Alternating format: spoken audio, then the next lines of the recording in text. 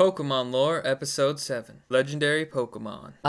Legendary Pokémon. They've been around since the inception of Pokemon, and even before that. We've all seen them in the games and in the anime, usually having very important roles in the central plot. But what is the significance of legendary Pokemon? And what place do they have in the Pokemon universe? As it turns out, everything. If you've got a question about the Pokemon world, there's usually a legendary Pokemon waiting in a dark cave waiting to wreck your shit, give you the answers. But first off, what exactly are legendary Pokemon anyway? In the Pokemon universe, there exists a variety of different species, from all kinds of different walks of life. But a few Pokemon are so mythic and special that they exist in a class all their own. These are known as legendary Pokemon. Now there are two subtypes of legendary Pokemon: illusionary Pokemon, and something that has no official translation but is something like mythical Pokemon. The first group refers to Pokemon so incredibly rare that some people even doubt they exist entirely. The second refers to legendaries that specifically created the Sinnoh region. Now about 7% of all known Pokemon are legendary. This elite group of Pokemon generally have the highest base stats in the game, averaging in about 100 per stat and around 600 in total, much higher than the averages of regular Pokemon. Probably because of this, it is interesting to note that of all the legendary Pokemon currently known to exist, none of them undergo evolution, because, well, they already exist in a perfected state. The first legendary Pokemon to exist was Arceus, the god of the Pokemon universe, born from an egg which appeared in a vortex of chaos and nothingness. As to why the egg came into existence, well, who knows?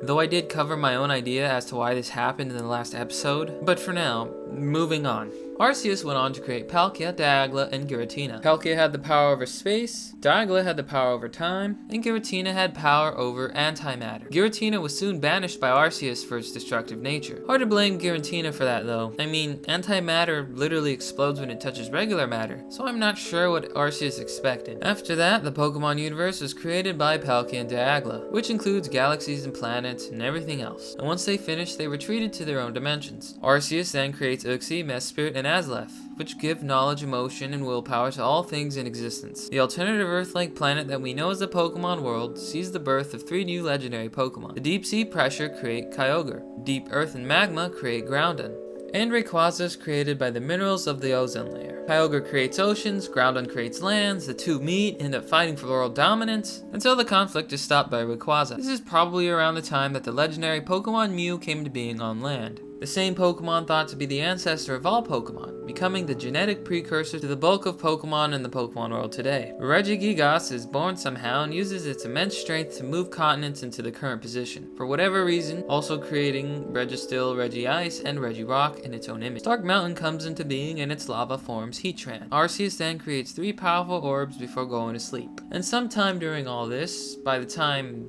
people were around, Regigigas is sealed away by the ancients for being too damn powerful, and so we come to an understanding. Legendary Pokemon literally created the Pokemon universe, and are otherwise powerful enough or have jobs important enough to also be considered legendary. Needless to say, many of them have had an impact on the creation and shaping of the current Pokemon world. There are plenty of kinds of legendaries out there. While most of them are genderless or have unknown genders, few of them have unique quirks. Heatran, for example, can be either gender. Manaphy is the only legendary with a working in-game breeding method, the child of which will be a Phione, the both of which are consequently guardians of the sea.